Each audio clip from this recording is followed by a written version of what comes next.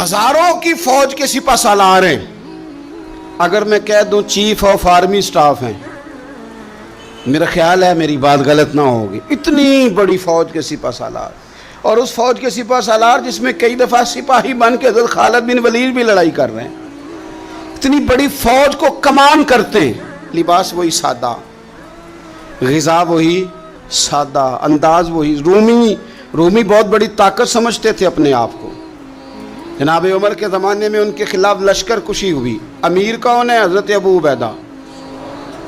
हाथ में तलवार पकड़ी, घोड़े पे बैठे चले गए, मुहासरा कर लिया रूमियों का, घेर लिया। अब रूमियों ने कुछ थोड़ी सी मुज़ाहमत करने की कोशिश की, बाहर आए, लेकिन कुछ भी ना हो सका, मुंह की खा के वापस अंदर चले गए। कई दिनों से हज़रत अबू उबैदा की फ़ौज ने मुहासरा किया हुआ है। जब तंग आ गए तो पैगाम भेजा कि हम सुलह करना चाहते हैं। फरमाया सुलह तो मुसलमानों का पसंदीदा काम है, आ जाओ। हमने कहा जी हम जजिया दे देंगे, हम किसी तरीके मुसलमानों के इताअत में आ जाएंगे, आप हमसे बात करें। फरमाया भेजो। उनका सिपा सालार आया। उन्होंने रोब डालने के लिए ना मुसलमानों पे सिपा सालार को बड़े कीमती कपड़े पहनाए, जर्क बर्क लिबास, आलीशान पोशाकें, 5-7 लोग साथ। ये लोगों का तरीका होता है। वो प्रेशर डालने के लिए लोग किराए का मकान भी खरीद लेते हैं, किराए की कार भी हासिल कर लेते हैं, लोगों के बर्तन भी इस्तेमाल कर लेते हैं, किसी के घर से फर्नीचर भी मंगवा लेते हैं। तो आपने ना वो जर्क बर्क लिबास पहने हुए उन लोगों को आते देखा। अब वो बड़े अपने अंदाज में तो रोब डालने के लिए आए थे ना। तो आके पूछा मुसलमानों के अमीर कहाँ हैं लश्कर के? तो उन्होंने कहा इधर ही थे, यहीं कहीं होंगे। वो बड़ा हैरान हुआ कि हम तो बड़े लाव लश्कर के साथ आए। याद रख लें, रोब कपड़ों का नहीं होता, रोब किरदार का होता है। फिर पूछा कहाँ हैं? ने कहा जनाब वो सामने खेमे में देख लो। वो खेमे में गए तो इतनी बड़ी फौज का सिपा सालार जमीन पे बैठे और अपने तीर सीधे कर रहे हैं।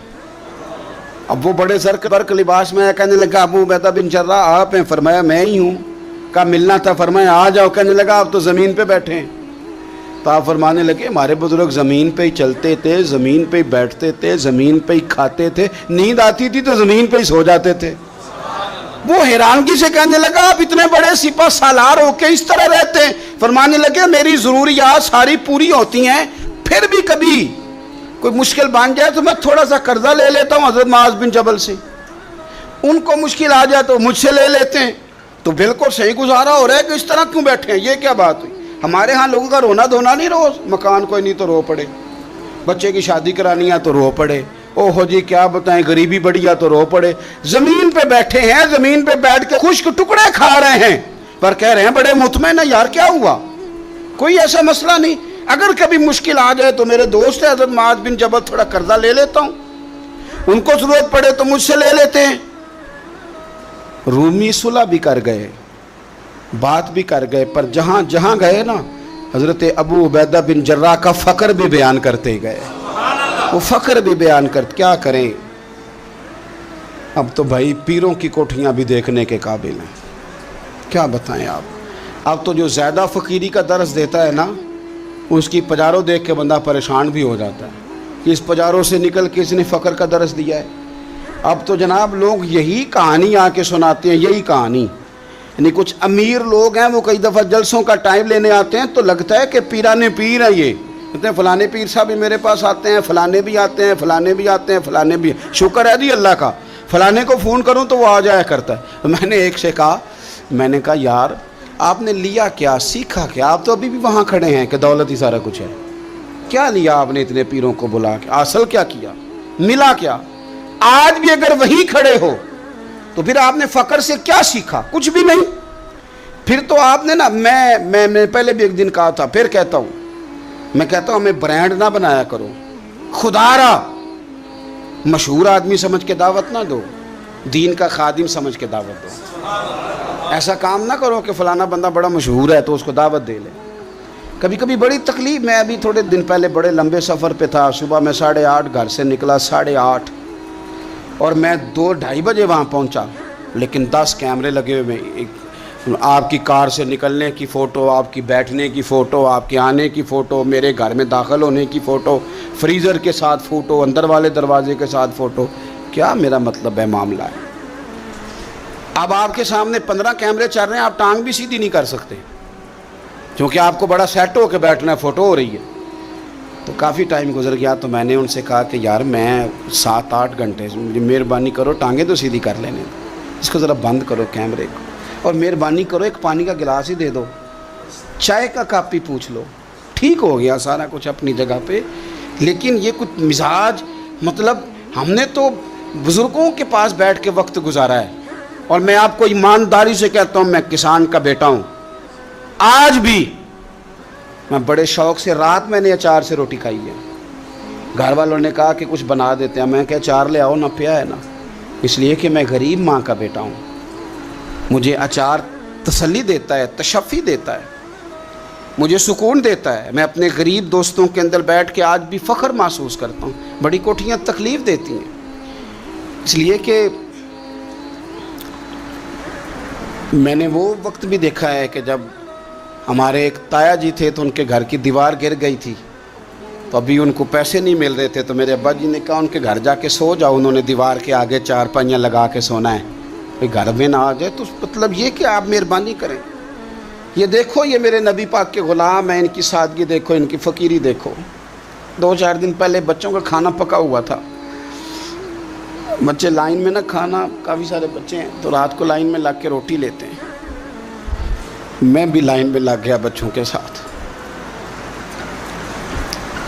مجھے کہنے لگے آپ کیوں لائن میں لگے؟ میں نے کہا یہ اپنا وقت یاد آ گیا نا, دل کر رہا ہے. میں نے ان کے لیے نا پلیٹیں بنوائی ہیں, اس کے اندر سالن کی جگہ چٹنی کی جگہ. تو میں نے باورچی سے کہا اسی پلیٹ میں کھانا ڈال کے نا میرے لیے گھر بھیج یار, یہی والی روٹی بھیج, یہی کھانے کو دل کر رہا ہے. یہ آپ کا اصل ہے, یہ آپ کا اصل ہے. مہنگے کپڑے آپ کا اصل نہیں ہوتے, وہ تو برانڈ ہے. اس میں تو آپ بیٹھتے ہیں تکلف سے کہ ان کو سلوٹیں نہ پڑ جائے. اس میں تو آپ کسی سے صحیح طریقے سے سینہ بھی نہیں ملاتے کہ کہیں کو مسئلہ نہ بن جائے. حضرت ابو عبیدہ بن جراح رضی اللہ تعالیٰ عنہ نا اپنے گھر میں بیٹھ کے رو رہے تھے, روتے جا رہے تھے. تو کسی نے کہا کیوں رو رہے ہیں؟ مسند امام احمد بن حنبل میں موجود ہے. فرمانے لگے نبی پاک علیہ السلام نے مجھے ایک دن کہا تھا کہ فتح ہو جائے گی, بڑے بڑے علاقے فتح ہوں گے, تو اپنے آپ کو سنبھال کے رکھنا. 3 خادم تیرے لیے کافی ہیں, ایک جو گھر میں کام کاج کرے, ایک جو تیری خدمت کرے, ایک جو تیرے سفر میں جائے, اور 3 سواریاں تیرے لیے کافی ہیں. زیادہ لوگوں نے بڑے بڑے جانور رکھے ہوتے تھے نا, 3 سواریاں ابو عبیدہ تیرے لیے کافی ہیں. ایک تیرے سفر کے لیے, ایک مال و اسباب اٹھانے کے لیے, ایک تیرے غلام کے لیے. زیادہ مال نہ جمع کرنا. یہ بات کرتے ہوئے رو پڑے. فرمانے لگے ہم لوگ اس جگہ رہ نہیں سکے جہاں حضور نے کھڑا کیا تھا. میرا استبل گھوڑوں سے بھر گیا ہے, اور میرے گھر میں غلام بھی زیادہ ہیں. حالانکہ صحابہ کہتے ہیں کہ کچھ ایسا نہیں تھا, لیکن چند چیزیں جو موجود تھی ان پر بھی روتے تھے. اور فرماتے تھے نبی پاک صلی اللہ علیہ وسلم نے فرمایا تھا قیامت کے دن میرے زیادہ قریب وہ شخص ہوگا کہ جس طرح میں چھوڑ کے جا رہا ہوں قیامت میں مجھے اسی طرح ملے. فرمانے لگے میں اس طرح نہیں رہ سکا, سوچتا ہوں نبی پاک کو کیا منہ دکھاؤں گا, کیا منہ دکھاؤں گا کریم کو. رو رہے ہیں گھر میں بیٹھ کے, رو رہے ہیں. ملک شام میں نا طاعون کا مرض پھیل گیا. حضرت ابو عبیدہ وہاں تھے. حضرت عمر نے خط لکھا, فرمایا جلدی آ جاؤ, آپ سے مشورہ کرنا ہے. آپ سمجھ گئے کہ عمر نا مجھے یہاں سے نکالنا چاہتے ہیں کہ مجھے مرض نہ لگ جائے. جواب لکھا, کہنے لگے مجھے پتہ ہے جو مشورہ آپ نے کرنا ہے, میں مسلمانوں کو اکیلا چھوڑ کے نہیں آ سکتا, میں لشکر کا سپہ سالار ہوں, کیسے آ جاؤں, میں یہی رہوں گا. حضرت عمر نے خط لکھا کہ پھر آپ جابیہ کی جانب بھی چلے جائیں, تھوڑے سے وہاں موسم ٹھیک ہے, وہاں تشریف لے گئے. طاعون جب پوری طرح پھیل گیا تو منبر پہ کھڑے ہو کے حضرت ابو عبیدہ بن جراح نے خطبہ دیا. فرمانے لگے اس مرض سے گھبرانا نہ, تم سے بہت پہلے جو صالح لوگ تھے, نیک لوگ تھے, وہ اس مرض کی وجہ سے وصال کر گئے. یہ نیک لوگوں کی موت کا سبب بنا ہے, لوگوں گھبرانا نہ. فرمایا کرتے تھے میں تو دعا کرتا ہوں مجھے بھی خدا کی رحمت سے حصہ ملے. آپ جمعے کی نماز مسجد اقصیٰ میں پڑھنے جا رہے تھے تو رستے میں طاعون کا حملہ ہوا, وصال ہوا طاعون کے مرض سے. 10 مبشرہ صحابی, امین امت 58 साल उम्र।